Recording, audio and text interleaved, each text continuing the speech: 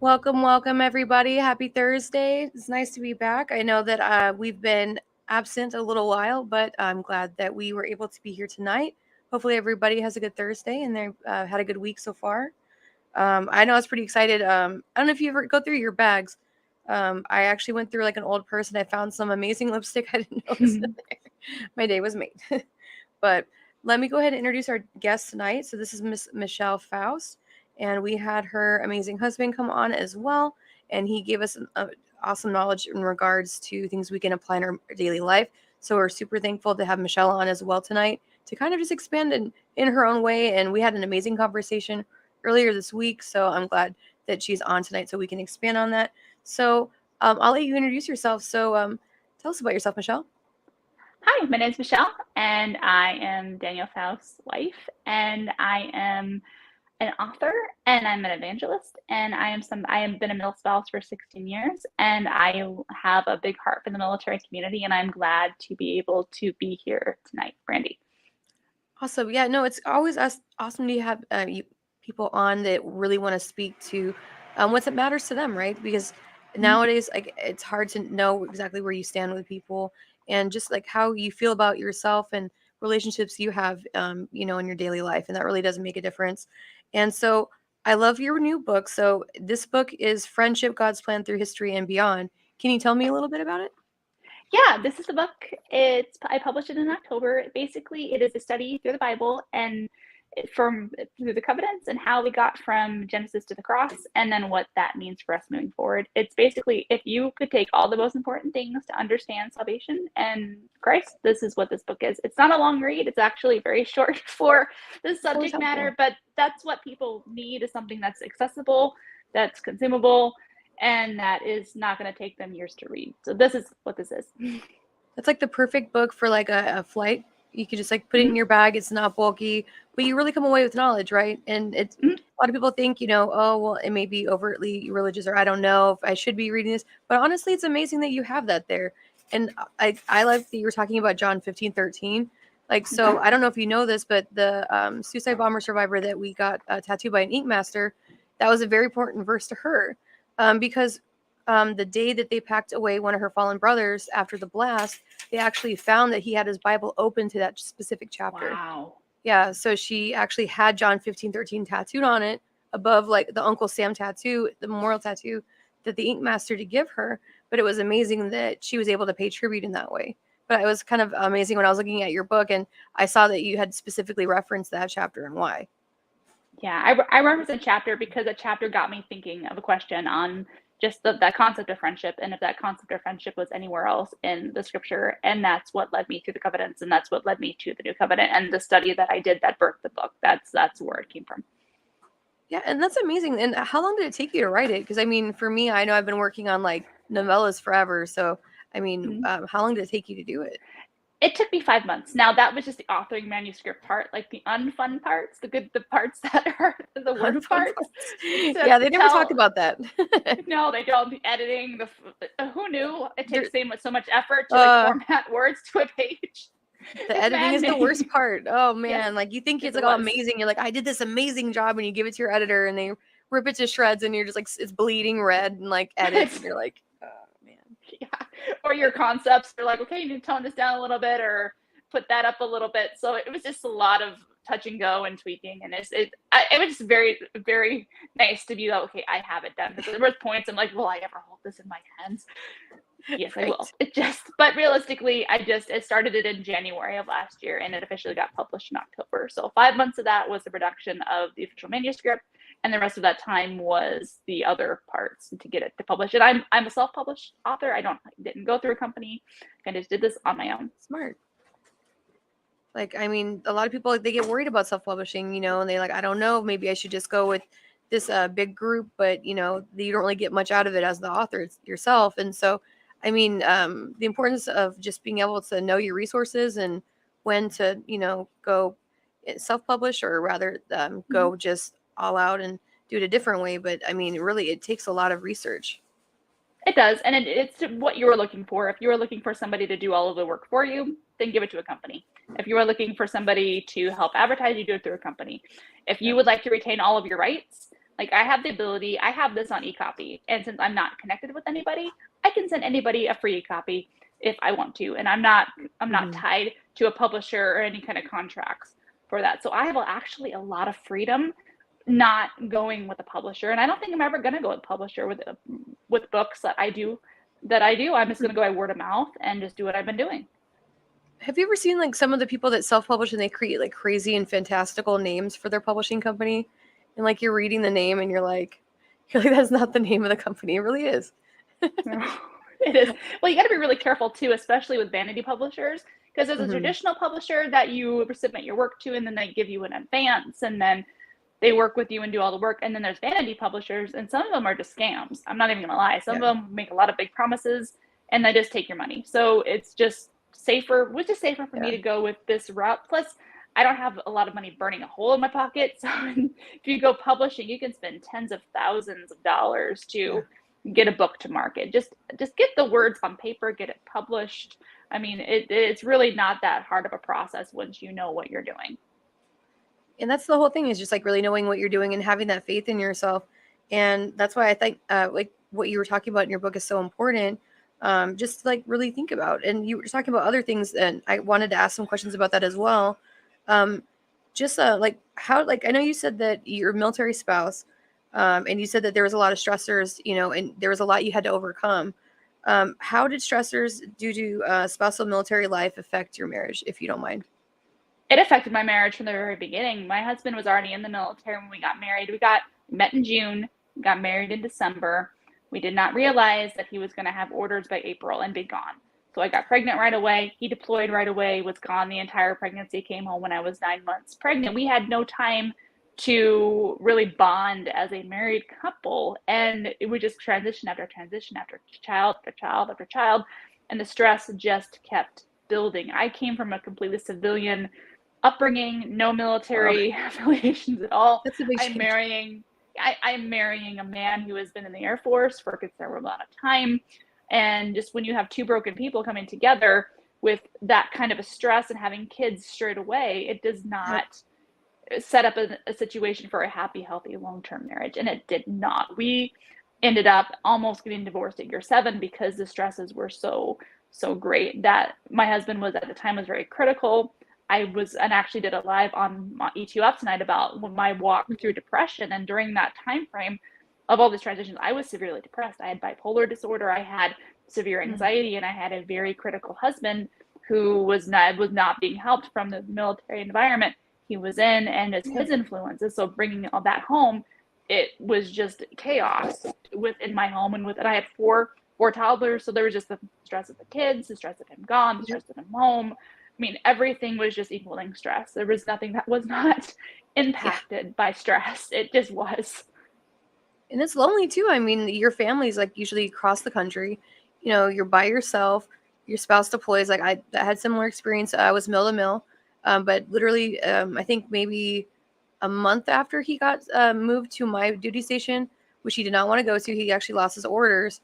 He actually was immediately deployed. So I very much understand it, and it's lonely. Like. And you don't realize, like, without that support system, how much you have to make up for in your own right as a parent, especially if you're doing both roles. So it's definitely a struggle. No, I agree. There's years I don't remember. There's years that it was just literally white knuckling it through with, I had a set of twins and I had three non-walkers. I had a 16-month-old and then I had a baby. So it was like they're 16 months apart between the first two. And then I had 14 months later, I had a set of premature twins. So I had not only the stress of the military, I had babies born 10 weeks early, which was horrifically early for children. I mean, like my husband and I have hit pretty much every, I'm not saying we've been through every stress point, but we've almost had children die. We've been through deployments. We've been through almost going homeless. I mean, there's not much my husband and I have not endured through our marriage. Yeah, I mean, it just sounds like you've been through a lot. And I mean, I've said it before and I'll say it again. When you're married, especially someone in the military, it's like your marriage age is like it's in dog years, like 1 year, like, and a civilian marriage is like 7 years in the military because of all the stressors that are addition to like what you would have if you weren't in military service or with a person that is actively serving. So I mean, it's definitely a challenge. And then I mean, having all of that on top of that, that's amazing that you were able to overcome that. And how did you heal from interspousal conflict? Because I know you said that you guys went through quite a bit.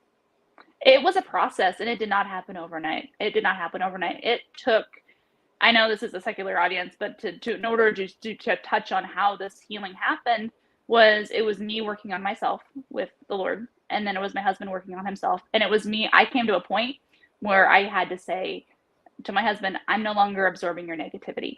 That your decision to be angry or negative or critical is on you, and I no longer absorb this because I can't. I cannot heal. I cannot grow within a situation where I am continually being a sponge for your negativity to be absorbed. No.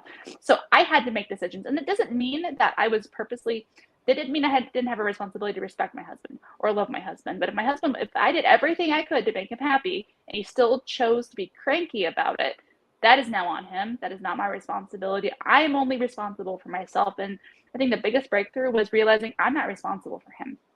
If he's going to be mad, he's going to be mad. And I'm not going to try to purposely make him mad. But if he chooses that, then that is his choice. That is not my choice. And I'm refusing to any more absorb that negativity. That was a huge turning point for me personally. And my husband didn't change right away. But over time, he started to change. And I changed on my own. He changed on his own when we came together. And we had a better marriage because of it. And we're still married today because of it. Yeah. And I mean, sometimes when you come back from adversity like that, you can even have a stronger relationship because of the fact that like, the for better or for worse part of the relationship. And a lot of people, they don't really think about the for worse. They just think about the for better part. And, sometimes there is going to be worse. And being with the person when they're at their lowest points, it really shows you that, like, the depth of their character a lot of times. And it brings out things that you don't necessarily want seen, but in a relationship, you have to see the best parts and the worst parts, not just the parts that you feel are like, Instagram perfect or, keeping up with the Joneses-esque, I guess, in nature. And I think you have to be really stubborn in your marriage, both the husband and the wife. The spouses have to be stubborn to say, we're not quitting. Because what I think a lot of people do is they hit pain points and they're like, well, this is too hard, I quit. Or this is too hard, I quit. And they stop working and they stop trying to work it out. And they don't realize that if they would just keep going. Now, I'm not excusing abuse. Like if you're physically abused, sexually abused, don't stay for that. But nobody stays for that. That's not healthy. No. But if you are going through things like I went through with my husband, like if you make a decision to stay and you both make a decision to stay, it's going to stink. It's going to suck. You're still going to have conflict. You're going to have arguments. But if you don't lose until you quit. So if you fail to quit, you will eventually get through it and be stronger because of it. And I think a lot of people don't do that. They give up because it's easy to give up. And then they just jump to other relationships and say, oh, this is going to be easier. And that's where you get into 1, 2, 3, 4, 5 divorces because you don't deal with the issues. You just carry them into the next relationships when you could have just stayed in the one you had, not quit, and then you would have been much better for it, especially when there's kids and blended families. And there's a lot of damage that happens when we can't relationally work it out with our spouses. Yep. Absolutely. And I mean, I think we're in that era where everything is convenient, right? Like if you're hungry, you can order. If you need a ride, you can have someone come pick you up. Like there's a lot of times you could do work, but people choose not to because of the fact that it appears easier. But at the end of the day, if you're not working on you and you're bringing that same energy to the next relationship, you're almost setting yourself up to fail or to repeat your same mistakes if you're not really trying to grow as a person. And I think that is so important. And I think a lot of times people wait for their spouse to change. But at the end of the day, like you as a person need to work on yourself as well. What advice would you give for someone that's waiting on their spouse to change? Stop waiting. Stop waiting for them to change and change yourself. You cannot control your spouse. You cannot control your parents. There's nobody on earth that you can control other than yourself. You can control your responses. You can control how you react to things, but you have no responsibility or control of your spouse or their reactions. You can't wait for them to change. You start changing. And a lot of times you'll see that change and it will be a good big impact. for them to have a positive change. But if they don't change, you don't stop changing. And if you outgrow them, if it turns into a toxic situation, then there are reasons not to stay. But don't sit there and wait, because you're waiting for something that's probably never going to happen. They might not even see there's a problem. When my husband was the most negative, he couldn't see it was an issue. He blamed me for everything. So I can't expect him to go over and take responsibility for something he doesn't identify. That's beyond my ability. If that's my ability, I need to be getting paid a lot more. That's a skill nobody has. Right. Parenting would be so much easier. Right. But yeah, that's honestly it's great advice. I mean, a lot of people they get so focused on one thing, and you sometimes work on yourself, self-care, just making yourself the best version of yourself, and continuing to work on yourself and not only see your identity through your spouse, because at the end of the day, you're your own individual, and that is so important. Um, what would you say is like how like would you say advice wise would you re-engage after a separation from family or a spouse? Like if there's a long period that maybe you guys were separated, or people weren't talking as they should, what advice would you give? I would say take it slow and don't just use words for seeing how real the change in that person would.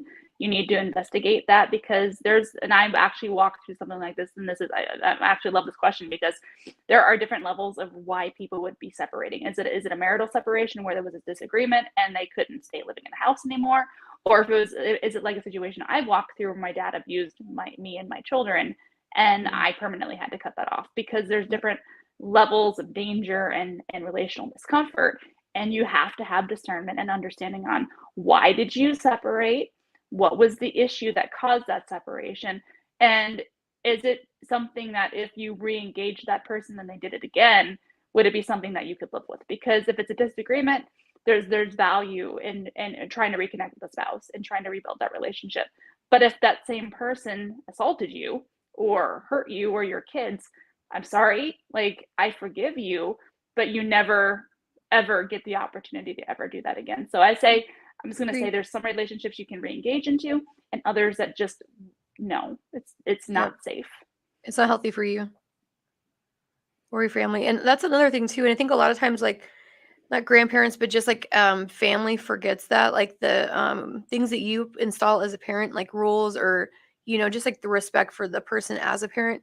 And sometimes that line is crossed, and unfortunately, we as parents, we have to be the ones like drawing that firm line, like this is acceptable, this is not acceptable, and especially with families from abuse, when their families are re-engaging, there really needs to be firm rules in place and respect for the parent, because of the fact that the situation isn't ideal. But just knowing what those firm boundaries are, I think that's very important. Absolutely, absolutely. And again, not every parent that, if your parent has mental health illness like my dad does, he's not in a place to keep that boundary, and the cost is too high for me, my mental health, and my children. It's just too high for a slip up. I don't want to be held accountable for that, on my children being abused by trying to re-engage with somebody that abused me for 14, 15 years. It's just not wise. No, absolutely. And honestly, those are the decisions we have to make as a parent. And that's hard, because the kids don't understand, they usually don't let them know all the details, right? And you're kind of in this weird rock and hard place sort of situation. And it's just really just having those rules in place, and, having a spouse or someone to support you in those decisions. I think those are really important. Absolutely. And so, what's important to consider after you walk away from a toxic relationship? Because you had mentioned, toxic relationships and, ending, relationships at certain points. But what are things to consider that we should maybe think of? You should think of make sure that it's actually a toxic relationship before you walk away, to make sure that it is, because relationships are something we are called to have. Like, these are the things that we hang on to. This is where we get satisfaction and joy in life, is the connection with other people. And it can't be just, I'm mad at you because you did something, or, you have to make sure it's a real reason to disconnect. And then as you step away, you might have guilt that you've stepped away depending on the type of relationship. Again, I stepped away from my father. I'm an only child. He doesn't have any other relatives. So I struggled with guilt for over a decade because I'm like, I should be there taking care of him. I should be helping. What am I doing being disconnected? But realizing that loss, you're going to feel it. You're going to feel that guilt, but be willing to process it. Be willing to identify that I do have this guilt, that I do have this pain, that I do have this loss, and be willing to stick to it, because your guilt might drive you to try to reconnect and lead you into a situation that you weren't supposed to go back to. Yep. And unfortunately, history sometimes does repeat itself if we don't remember it. It's a very true statement, I believe. So, I mean, just Absolutely. having that in mind, and just sticking to your guns and just having confidence and faith in yourself, I think those are all really important. And that's amazing advice to give to somebody. And so, about your book, where can we find your new book? Because I know you said that it's published and it's out now. It's on Amazon, Barnes & Noble, anywhere that you can get a book online, it is available. I put it on IncomSpark, which they are a distributor that go to all of the major bookstores. So you can go online, you can order it. You can go into Amazon. I'm doing a book signing in Delaware in April, right before Easter, which is kind of amazing because it fits the content, and people are going to be looking for Christian content and what I'm writing about in this book. Yeah, and that's what's so amazing is that, you get to do that. You get to go out, meet people, go out to Delaware, especially right before Easter. Are they going to use potatoes or eggs? I have questions. Given the price of eggs. I'm not doing eggs. I'm not doing eggs. Eggs are ridiculous right now. I'm sorry. I will get like the liquid eggs or something. I don't know. Liquid eggs. It's terrible. I haven't bought eggs for a while. Oh, that's my husband. April 2nd. Yes. Hi, Dana. But yeah, I just want to make sure that we have that up there. That's awesome, though. Like, you're gonna get to do book signings. I know I had someone reach out to me to help set up their book signings, and I don't know, like they're a little wild, so I'm a little concerned. Oh no. I'm like, we're gonna do this, but I don't know what's like when you plan something, but you know it's gonna go wildly awry. Like, this could be one of those times. That's the fun of it, though. What the heck is with normal? Like, I want this to go off the rails in the best way, because that means there's people there. That means the book is being sold. Let's have some excitement in life. No more boring. I don't like boring. I agree. So what advice would you give to our viewers that are watching, either from the book or just from your personal experience? What do you want to get out there? I'm just going to say this, and I just did a live on my Instagram, that if you are going through something and you are in a position that is rough or suffering from something, don't give up. If you are in a rough marriage, if you are in an illness, there's a million things that you could be in that would be rough spots. Don't lose hope. Don't give up. As long as you have a beat in your chest and breath in your lungs, there is hope that you can walk through and get to the other side and be someone who can give hope to other people. That's my biggest piece of advice. Is too many people think where they are is never going to change, and that is just not true. They think it's the end of the book when it's really only a chapter, and that's the difference between being stuck in that negative process and negative situations and having the wherewithal to have the hope to get through to a different day. Because I've been through crud. My husband and I have been through crud, and I will tell you that I'm not married to the same person that I got married to.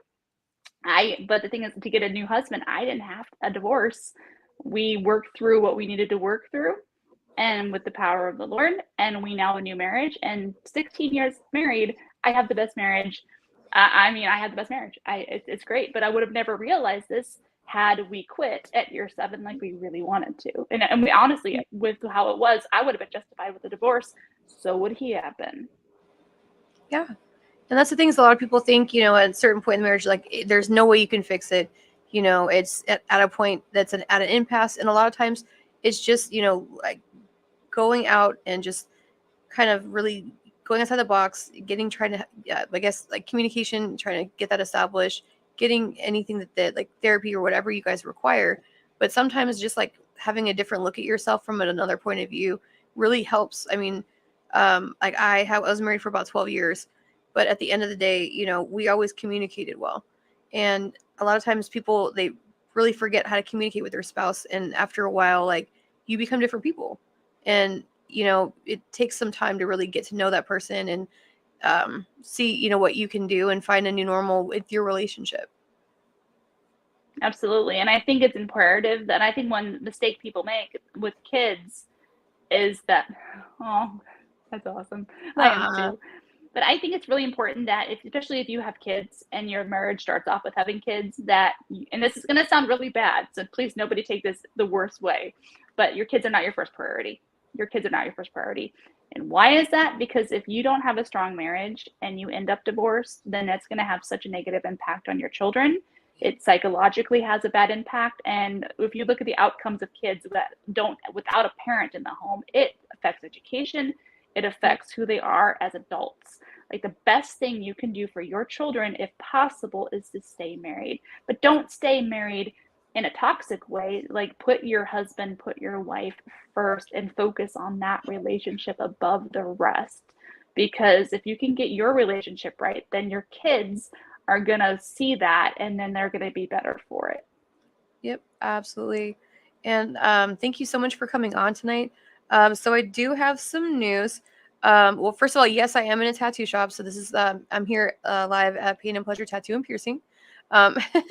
They are very generous in letting me broadcast from here. So it's pretty thankful for everybody. Thanks, Ed. But yep, Danielle. Yep, bedroom to the boardroom. Correct. Yep. But we actually are going to be doing a special hybrid podcast next month. We just got all the clearings. We're going to be partnering with Discovery Education and Grunt Style, and we are going to be live. We're not going to be live from the studio, but we're going to pre-record for a special Black military history podcast. We're going to have some trailblazers come on and interview, and then we're going to be posting that, I believe, around the 23rd, but we're going to be recording on the 23rd live from their studio, so that'll be fun. So definitely be an adventure. I'm surprised they agreed to this, but but either way, though, it's going to be awesome, and I'm excited that we can do our distinguished visitors some justice and have some amazing sets that we can have to really honor their service. So I'm excited about that as well. And I think next week is what, Groundhog Day, right? I think so. Yeah, it feels like Groundhog Year already. So it is. It's 2023. Right. Anything with 2020, we're good. We're good. We can do whatever it wants. It's not that year. Oh, girl, yes. But thank you so much for coming on again. And if anybody has any questions, please reach out. So you're at your Instagram. It's E2F, correct? _community. _community. So I'm going to put that in the notes quickly. And I just posted my third installment of my testimony series. So if you want a bigger insight on like everything I've gone through and the struggles and the thing, I actually just posted a live tonight about the healing from the mental health. So if you want a deeper insight into that, come check me out on there, and I would love to have you part of the community. Go on the page. Yeah, absolutely. And if you guys have any questions for me personally, definitely reach out. Oh, I forgot my tidbit of the day, so I'll add that right now. So a lot of students that are veterans don't know, but many universities have programs for meals for veterans. You just have to apply for it. So for example, like I'm at University of Texas San Antonio, they have a program for veterans that are in need, and you can apply for it, and they give you 15 meals a semester that are paid through for the university. So definitely, student veterans, I mean, look and see what it's out there and what's being offered by your university, because a lot of times scholarships go unclaimed and things like this go missed. So definitely just know what information is out there for you. But have a good night, guys. And thank you guys for bearing with us. And we'll see you guys on next week. Have a good night.